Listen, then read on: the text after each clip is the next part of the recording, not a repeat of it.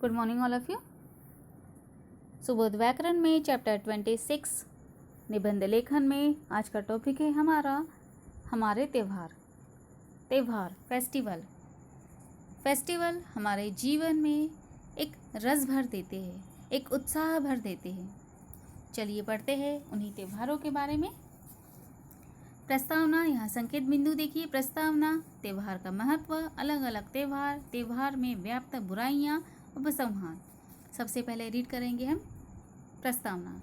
स्वभाव से मनुष्य सामाजिक और उत्सव प्रेमी होता है।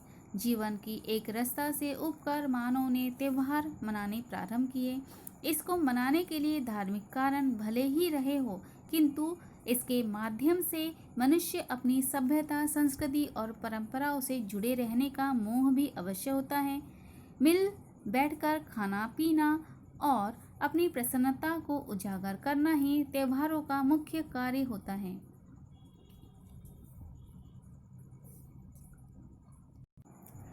मनुष्य के जीवन में त्यौहार मनाने के पीछे धार्मिक कारण भले ही हो सकते हैं, बिल्कुल है भी, होते भी हैं, किंतु इसके अलावा मनुष्य अपनी सभ्यता, संस्कृति और परंपराओं से जुड़े रहना भी चाहता है और वह अपने आने वाली पीढ़ी को जोड़ के रखना चाहता है। मिल बैठ के खाना पीना, यह सब उसे अच्छा लगता है और इसीलिए वह अपनी परंपराओं को निभाता है, त्यौहार मनाता है।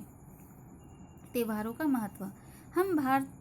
हम भारतवासियों के जीवन में तो त्योहारों का बहुत अधिक महत्व है। हमारे यहाँ तो आए दिन कोई न कोई त्यौहार मनता ही रहता है।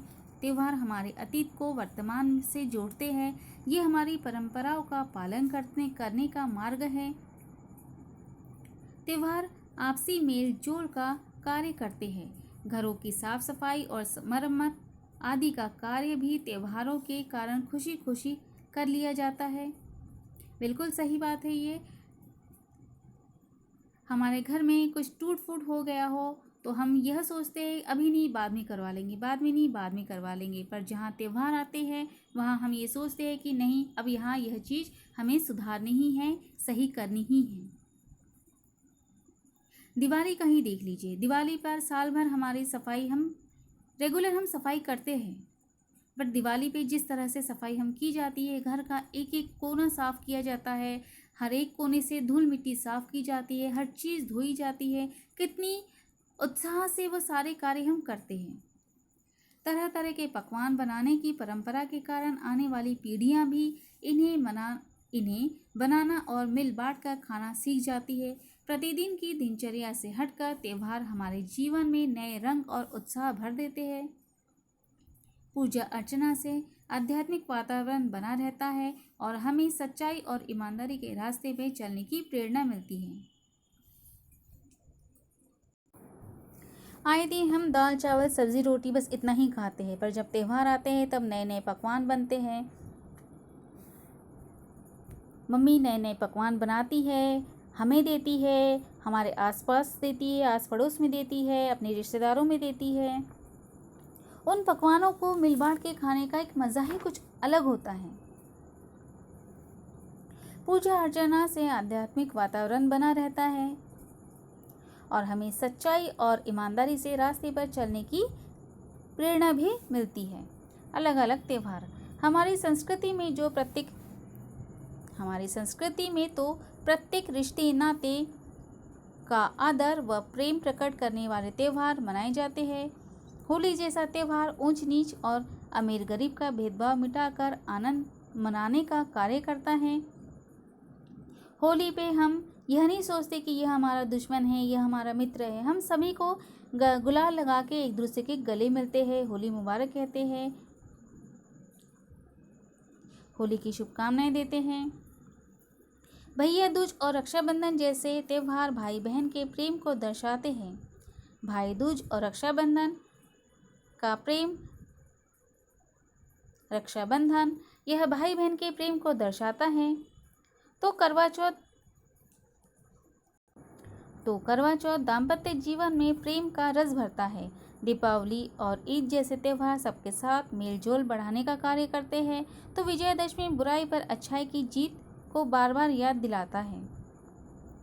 सारांश यह है कि हर त्यौहार कुछ न कुछ अच्छी शिक्षा देने के साथ साथ आनंद और खुशियाँ बांटने का कार्य करता है। त्योहारों में व्याप्त बुराइयाँ। यह अत्यंत विडंबना ही कही जाएगी कि जीवन में आनंद और उत्साह भरने वाले इन त्योहारों में भी समय के साथ कुछ बुराइयों ने घर कर लिया है। होली पर नशीले पदार्थ का सेवन कर लड़ाई झगड़ा करना आम बात हो गई है। त्योहार हमारे जीवन में एक उत्साह भरते हैं, तो वहीं त्योहारों में जो बुराइयां व्याप्त हो चुकी है उससे भी हम नाखुश हो जाते हैं।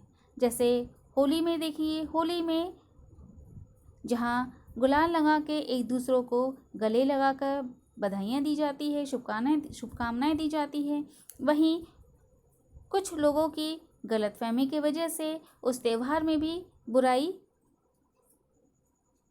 व्याप्त हो चुकी है।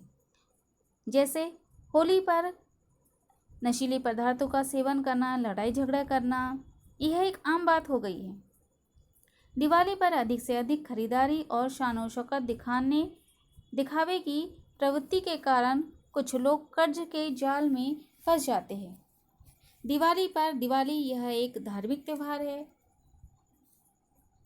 दिवाली में घर पे पूजन किया जाता है। सब बड़े से लेके छोटे तक सभी उस पूजन में शामिल होते हैं। बहुत अच्छा त्यौहार है। पर आजकल दिवाली पर लोगों को सिर्फ दिखाने के लिए कर्ज लेकर पैसा लिया जाता है और दिवाली में शान शौकत दिखाने के लिए कर्ज लिया जाता है।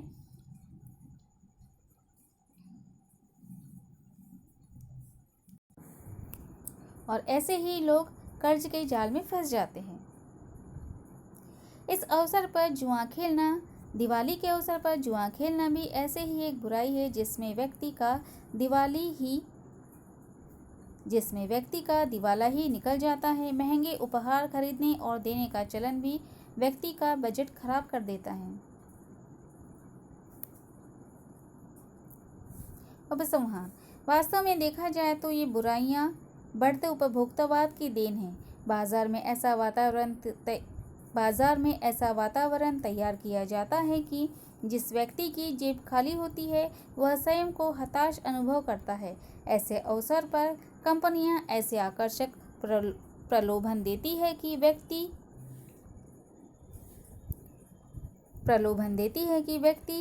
ऋण के कारण जाल में फंस जाता है।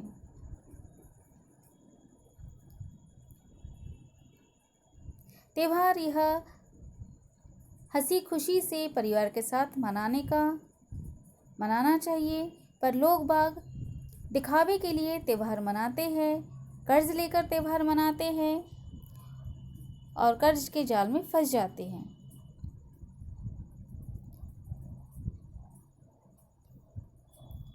और महंगी से महंगी वस्तु खरीद लाता है। इस कारण वह पूरे वर्ष अपने खर्चों में जोड़ तोड़कर किसी तरह उस धन को चुकाता है।